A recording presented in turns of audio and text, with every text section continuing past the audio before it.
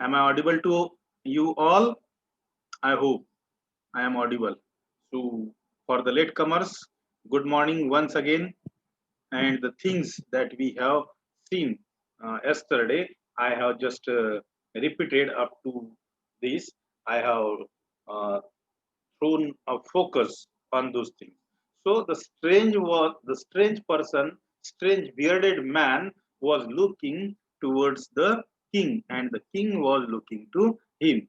And that strange bearded man lying on the bed, and he was gazing intently at the king or at him, and he was saying to the king that forgive म्हणजे माफ करणे. Forgive me, said the bearded man in a weak voice. Weak means म्हणजे एकदम हळुवार आवाजात. When he saw that the king was awake and was looking at him, and when the strange bearded man was looking towards the king at that time, the bearded man told the king that forgive me. He was telling, or he was saying to the king in a very low voice or in a very weak voice. And when the king was seeing at him, and when he saw that the king was awake and he was looking at him, he told the king that forgive me. जेव्हा आता त्या बिअर्डेड माणसाला या गोष्टीची जाणीव होते की राजा आता झोपेतून उठलेला आहे. राजा आता झोपेतून उठलेला आहे आणि म्हणून तो राजाकडे एकटक म्हणजे जाणीवपूर्वक एकटक पाहतो आणि राजाला एकदम हळुवार आवाजात म्हणतो की फॉरगिव्ह मी, मला माफ करा, मला तुम्ही खरोखर माफ करा. आता तो माफी का मागतो? Let us see. I do not know you and have nothing to forgive you for, said the king. But the king was unaware, or he was not acquainted with that fellow. He was not known to that fellow, to that man. That's why the king told him that I do not know you and have nothing to forgive you for, said the king. Means the king said to him that I do not know you. मी तुम्हाला ओळखत नाही. And have nothing to forgive you for. आणि मी तुम्हाला कशासाठी माफ करू? मी जर तुम्हाला ओळखतच नसेल तर मी तुम्हाला कशासाठी माफ करू किंवा तुम्ही माझी कशासाठी माफी मागत आहात? असा प्रतिप्रश्न राजा त्या व्यक्तीला करतो. I do not know, sorry, you do not know me, but I know you. I am that enemy of yours who swore, swore means SWEAR. Swear म्हणजे शपथ घेणे. आणि swore means शपथ घेतली. Who swore to revenge, revenge म्हणजे बदला घेणे. Himself on you because you executed his brother. Executed म्हणजे put to death. एखाद्याचा वध करणे. And seized his property. Seized means ताबा घेणे. See now, you do not know me, but I know you. जेव्हा राजा त्याला म्हणतो की I do not know you and I have nothing to forgive you for. मी तुम्हाला ओळखतही नाही आणि ओळखत नसल्यामुळे माफ करण्याचा प्रश्नच येत नाही. म्हणजे तुम्ही अशी कोणती चुकी केली ज्यामुळे मी तुम्हाला माफ करू. तेव्हा तो माणूस राजाला म्हणतो you do not know me but I know you. तुम्ही मला ओळखत नाही परंतु मी तुम्हाला ओळखतो. I am that enemy of yours who swore to revenge himself on you. Means I am that enemy of yours and I have taken the swear to revenge you. म्हणजे मी तुमचा असा शत्रू आहे ज्या शत्रूनी तुमचा बदला घेण्याची शपथ घेतली आहे. बिकॉज त्याचं कारण काय आहे की because you executed his brother and seized his property. त्याच्या मागचं कारण काय आहे? The reason behind that was you have executed my brother and you not only executed my brother but also seized his property. तुम्ही माझ्या भावाला माझ्या भावाचा वधच केला नाही तर तुम्ही माझ्या भावाची संपूर्ण प्रॉपर्टीवर सुद्धा ताबा मिळवलेला आहे असं तो माणूस राजाला म्हणतो. I knew you had gone alone to see the hermit and I resolved. To resolve means ठाम निर्णय घेणे, ठाम निश्चय करणे. And I resolved to kill you on your way back. Now the person or that bearded man was saying to the king that I knew you had gone alone to see the hermit. म्हणजे मला माहित होतं that you are going to meet, or you are going to see to the hermit to the wood. I knew that thing. म्हणजे मला माहित होतं की तुम्ही हर्मिट म्हणजे संन्याशाला भेटायला एकटेच जात होते. ह्या गोष्टीवर माझं लक्ष होतं. And I resolved to kill you on your way back. And at the same time, he told the king that at that time I have decided to kill you. I have resolved to kill you on your way back. आणि त्याच वेळेस मी निश्चय केलेला होता किंवा त्याच वेळेस मी ठाम निर्धार केलेला होता की तुम्ही जेव्हा जंगलामधून परत याल तेव्हा मी तुम्हाला मारून टाकेल असा मी निर्धार केला होता. But the day passed and you did not return. परंतु but the day passed and you did not return. परंतु संपूर्ण दिवस निघून गेला परंतु तुम्ही वापस आले नाही. So I came out from my ambush. Ambush means त्याला म्हणतो आपण लपण्याची जागा. A surprise attack by a person or people in a concealed position. म्हणजे लपून छपून केलेला वार, ज्याला आपण काय म्हणतो शिवाजी महाराजांच्या भाषेमध्ये सांगता येईल कोणाला?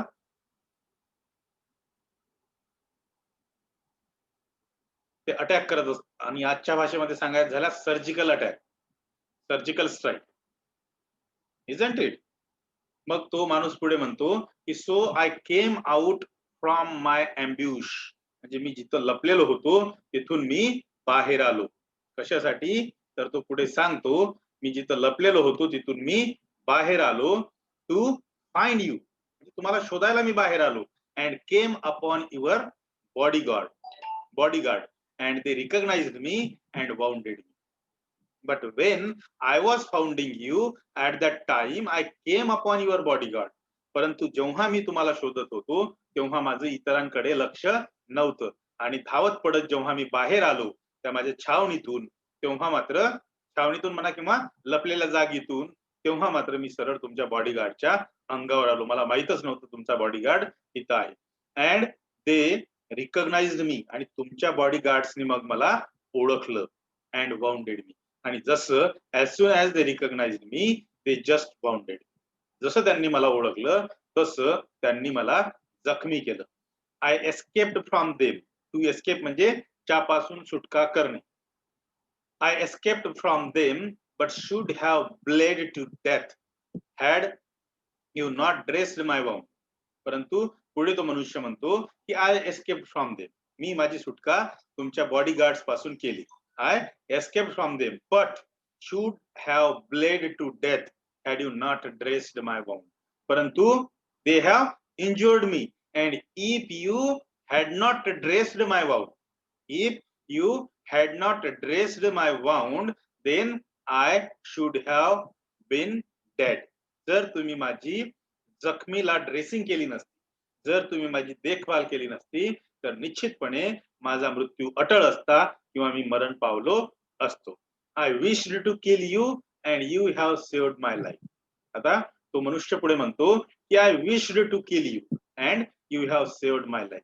म्हणजे माझी तुम्हाला मारून टाकण्याची इच्छा होती. माझी म्हणजे मीच तुम्हाला मारून टाकणार होतो.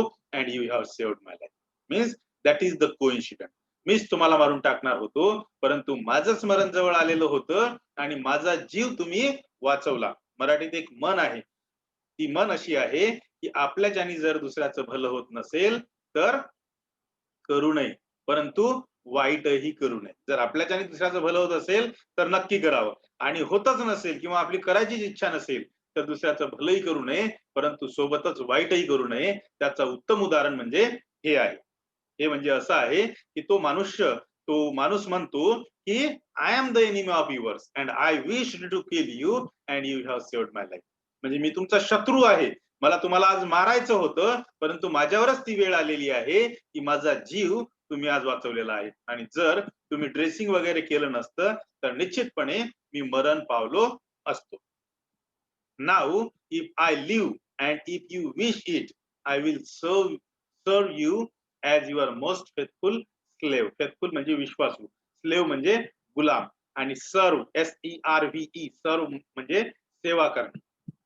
Now if I live and if you wish it, I will serve you as your most faithful slave. आणि तो माणूस पुढे म्हणतो की नाव इफ आय लिव्ह आणि याच्यानंतर जर मी जीवन जगलो and if you wish it आणि जर तुमची इच्छा असेल तर I will serve you as your most faithful slave. म्हणजे तुम्ही माझ्यावर एवढे उपकार केले की आणि आता मी जर जिवंत राहिलो, जीवन जगलो आणि जर तुमची इच्छा असली मला ठेवण्याची तर I will serve you as your most faithful slave. तर मी तुमच्याकडे तुमचा गुलाम म्हणून, तुमचा एकदम विश्वासू गुलाम म्हणून तुमची सेवा करण्यास तयार आहे. परंतु जर तुमची इच्छा असेल तर आणि जर मी जीवित राहिलो तर मी निश्चितच तुमचा एक विश्वासू विश्वासू सेवक म्हणून, विश्वासू गुलाम म्हणून तुमची सेवा करेल, असं तो व्यक्ती राजाला म्हणतो. And will bid my sons. Bid म्हणजे आदेश देणे, आज्ञा करणे. And will bid my sons do the same forgive me. आणि एवढंच नाही तर I will also bid my sons, I will also bid my sons to do the same. एवढंच नाही तर मी माझ्या मुलांना सुद्धा आज्ञा करेल, मी माझ्या मुलांना सुद्धा आदेश देईल की तुम्ही सुद्धा, म्हणजे या राजाचे आपल्यावर अनंत उपकार आहे म्हणून तुम्ही सुद्धा राजाचे गुलाम म्हणून, राजाचे सेवक म्हणून राजांची सेवा करा, अशी सुद्धा आज्ञा, असे सुद्धा आदेश मी माझ्या मुलांना देईल. एवढं वचन किंवा एवढं काय म्हणू आपण, एवढी ग्वाही तो मनुष्य राजाला देतो आणि राजाला म्हणतो की फॉरगिव्ह मी, परंतु तुम्ही मला माफ करा, असं तो राजाला म्हणतो. I hope that you all are getting whatever I am teaching you. Did you understand now? Okay, no problem. We will see the next passage. The king was very glad to have made peace with his enemy. आता peace म्हणजे शांतता, परंतु युद्धाच्या भाषेत सांगायचं झालं तर त्याला आपण ट्रीटी किंवा पीस म्हणजे शांतता करार म्हणू किंवा तह म्हणू त्याला आपण. Just a minute, let me entered some of the students were there in our waiting room. Okay.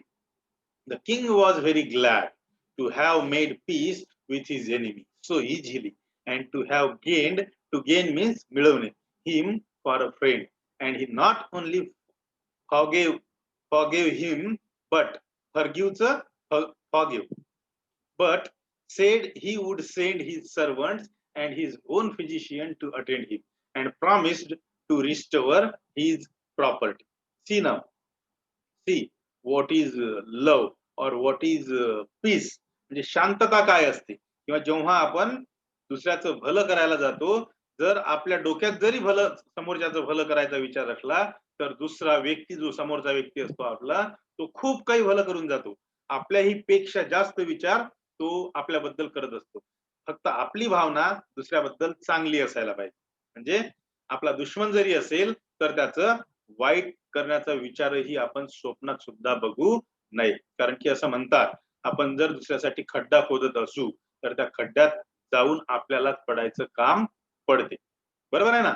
म्हणून आपल्याच्यानी, मी मगाचच वाक्य रिपीट करील की आपल्याच्यानी दुसऱ्याचं बरं होत नाही ना, किंवा बरं करता म्हणजे करायची इच्छा नाही आपली, तर no matter, but one should not think to bother anyone. म्हणजे ज्याला म्हणू आपण, आपल्याच्यानं भलं होत नाही तर करू नये, करायची इच्छा नाही तर करू नये, परंतु दुसऱ्याचं वाईट सुद्धा करू नये किंवा वाईट करण्याचा विचार सुद्धा करू नये. त्याचं उत्तम उदाहरण म्हणजे आपण बघू आता. The king was very glad to have made peace with his enemy so easily. आता राजा जाम खुश झालेला असतो, राजाला खूप आनंद झालेला असतो की राजानी स्वतःच्या शत्रू बरोबर एवढ्या सोप्या पद्धतीनं किंवा एवढ्या काय म्हणू आपण, एवढ्या इझिली एकदम म्हणजे शांततेचा तह केलेला असतो किंवा शांततापूर्वक बोलणी झालेली असते आणि एक राजाचा जो शत्रू असतो त्याला मित्र बनवलेलं असते. या गोष्टीचा राजाला खूप आनंद झालेला असतो. And to have gain him for a friend, म्हणजे राजानं त्याच्यासोबत शांतताच प्रस्थापित केलेली नसते, राजानं त्याच्यासोबत तहच केलेला नसतो, तर he has gain him for a friend, राजाने त्याच्यासोबत मैत्री केलेली असते, त्या मनुष्यासोबत मैत्री केलेली असते. या गोष्टीचा राजाला खूप आनंद झालेला असतो. And he not only forgive him but said he would send his servants.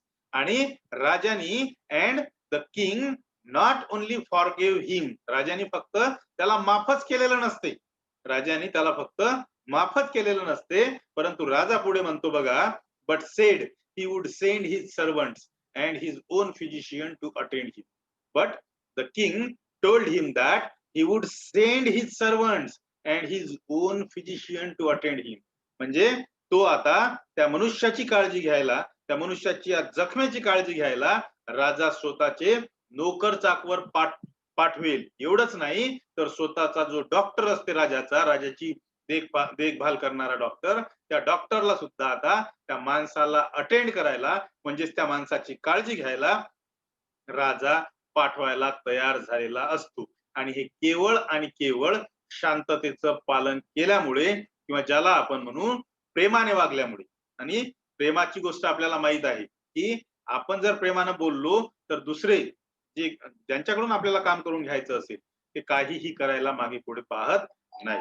परंतु जर आपण रागाने बोलण्याचा प्रयत्न केला किंवा दुसऱ्यावर हुकूम गाजवण्याचा प्रयत्न केला तर मात्र एकही काम शक्य होत नाही. त्याच्यामुळे आपण कधीही आदरपूर्वक आणि प्रेमाने जर इतरांशी वागलो, सहानुभूतीपूर्वक जर इतरांशी वागलो, तर आपल्याला ज्या गोष्टीची अपेक्षा नाही त्याही गोष्टी मिळून जातात. आणि त्याचं उत्तम उदाहरण म्हणजे आपला चालू असलेला lesson, the 3 question. So the king told him that I will send. He would send his servants and his own physician to attend him. म्हणजे राजाने त्या माणसाला वचन दिलेलं असते, त्या माणसाला सांगितलेलं असते की मी माझे नोकर चाकर, एवढंच नाही तर माझे जे फिजिशियन्स आहेत, माझे जे डॉक्टर आहे, तुमची काळजी घ्यायला मी पाठवून देतो. And promised to restore his property. आणि एवढंच नाही तर he also promised him whatever property he had seized of his brother, he will return that property, or we can say he can restore that property to that person. म्हणजे राजाने या गोष्टीचं वचन दिलं की मी माझे नोकर चाकर तुमची सेवा करायला पाठवतो, मी माझा जो डॉक्टर आहे त्याला सुद्धा तुमची काळजी घ्यायला पाठवतो, हे तर ठीकच आहे, परंतु मी या गोष्टीचं सुद्धा वचन देतो की तुमच्या भावाची जी कोणती प्रॉपर्टी मी तुमच्या भावाकडून घेतली असेल ती प्रॉपर्टी मी तुम्हाला परत देण्याचं वचन देतो. So here I would like to stop. Rest of the things we will definitely finish tomorrow, as well as we will definitely see the question answer tomorrow. No issue. I hope that you all have understood whatever I taught here. Definitely that was not the issue, but whatever answer the king has received from the hermit, we will see tomorrow. Tomorrow we will end this lesson. So thank you very much for listening me patiently. And every day I will send the recorded video to you on your group. So don't forget to watch that video so that you can understand whatever things I have taught to you, or I am teaching you day by day. That will definitely get you understood. So thank you very much for listening me patiently.